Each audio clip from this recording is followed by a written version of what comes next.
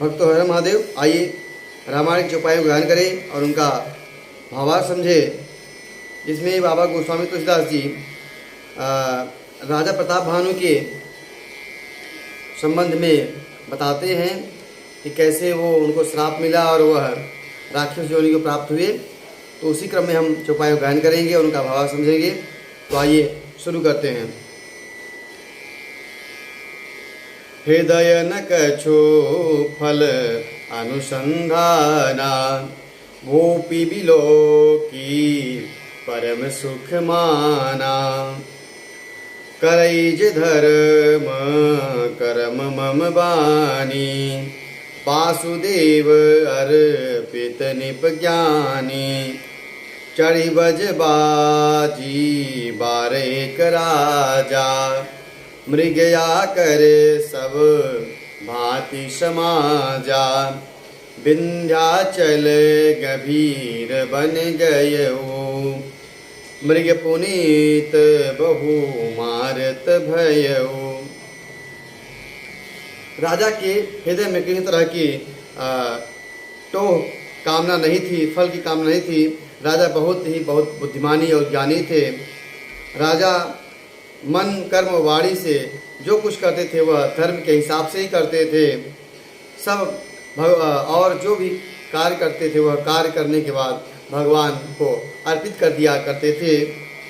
एक बार राजा अपने समाज के साथ विंध्याचल के पर्वत श्रेणी में आहार विहार करने के लिए, आखेट करने के लिए, शिकार करने के लिए गए, जहाँ उत्तम हिरण, अनेक प्रकार के उत्तम हिरण पाए जाते हैं। फिरत विपिन निप दीख बराहू, जनु बन दूरेहू सशीघ्र सिराहू। बड़ विधु नहीं समात मुख माही, मनहु क्रोध बस उगिलित नाही। राजा वन में फिरते हुए एक सुअर को देखा, मानो चंद्रमा के समान राहु वन में आ छिपा हो।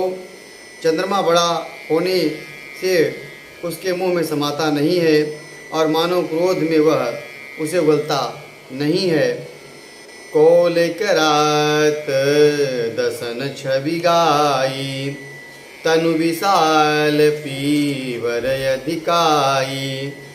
घुर घुरात है आरो पाई, चकित बिलोकत कान उठाए। यह तो सूअर के भयानक दांतों की शोभा कही। उसका शरीर भी बहुत विशाल और मोटा था। घोड़े की आहट पाकर वह गुरगुराता हुआ कान उठाए चौकन्ना होकर देख रहा था। नील महीधरी शिखर सम देख विशाल बराहो, चपरी चले है सुटुकी निप हाँ किन हो निबाहो। नील पर्वत के समान विशाल उस सुअर को देखकर राजा घोड़े के चाबुक लगाकर तेजी से चला दिए और सुअर को ललकारा कि अब तेरा बचाव नहीं हो सकता है। आवत देखी अधिक रवबाजी, चले बराह मरुत गति भाजी। तुरत कीन निप सर संधाना, मिल गयो बिलोक तयाना।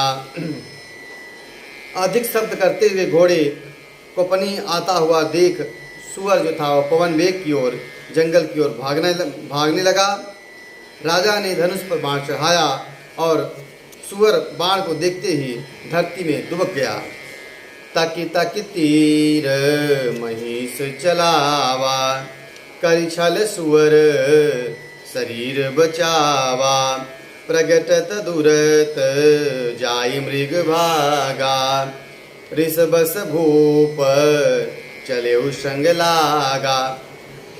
राजा जी उसको देख कर निशाना लगाकर बाण चलाते, लेकिन वह छल करके कपट करके अपने शरीर को, जो सुअर था बना था, वो बचा लेता था।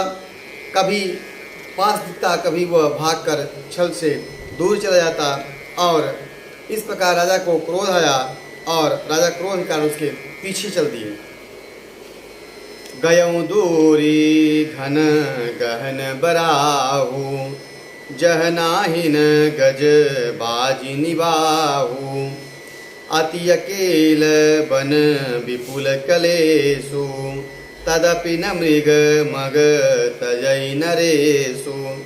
सुअर बहुत दूर ऐसे घने जंगल में राजा को ले गया जहाँ हाथी घोड़े का निवाह नहीं था, हाथी घोड़े भी नहीं आ सकते थे।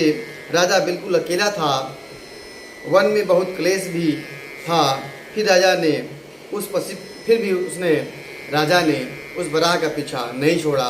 अत्यंत दुर्गम स्थान पहुंचने के बाद भी राजा उस बराह के पीछे लगे रहे। कोले बिलो की भूप बड़ धीरा, भागी पैठ गिरी गुहा गभीरा। अगम देखी निप अति पछिताई, फिरेउ महावन परेउ भुलाई।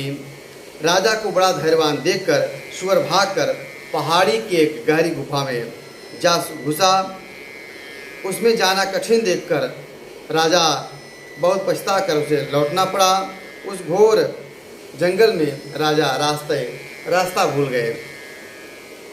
खेद खिन्न क्षुद्रित दूषित राजा बाजी समेत, खोजत व्याकुल सरिस सर जल बिन भयउ अचेत। राजा उस जंगल में रास्ता भूल गए, भटक गए। बहुत परिश्रम के कारण थक गए थे और उन्हें काफ़ी प्यास लगी थी और प्यास के कारण उनका जो शरीर था वह बेहाल हो रहा था।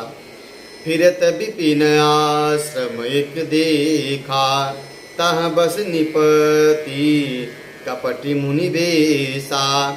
वन में फिरते फिरते राजा ने एक आश्रम देखा। वहाँ पर एक कपट मुनि वेश बनाए एक राजा रहता था, जिसका देश राजा प्रतापभानु ने पहले युद्ध में छीन लिया था, जो सेना को छोड़कर युद्ध से भाग गया था। समय प्रताप भानु कर जानी, आपन अति असमय अनुमानी। गयउन गृह मन बहुत गलानी, मिला न राजहि नृपय अभिमानी। राजा प्रतापभानु का अच्छा समय जानकर और अपना कुसमय जानकर उसके मन में बड़ी ग्लानि हुई और वह न तो घर गया और न अभिमानी होने के कारण राजा प्रतापभानु से मिला।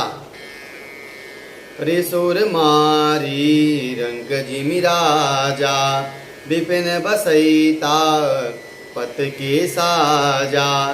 तासु समीप गवन निपकीना, यह प्रताप रवि तेहि तब चीना। दरिद्र की भांति मन में क्रोध मारकर राजा उस तपस्वी वेश में रहता था। राजा प्रतापभानु उसी के पास गए। उसने तुरंत पहचान लिया कि यह प्रतापभानु है, जो राजा वहाँ पर कपटी मुनि का वेश बनाकर रखा था। उसके पास प्रतापभानु पहुँचे। राव त्रिषित नहीं सो पहचाना, देखी सुवेश महामुनि जाना। उतरि तुरगते कीन प्रणामा, परम चतुर न कहेउ निज नामा। राजा प्यास में व्याकुल होने के कारण उसे पहचान नहीं पाए।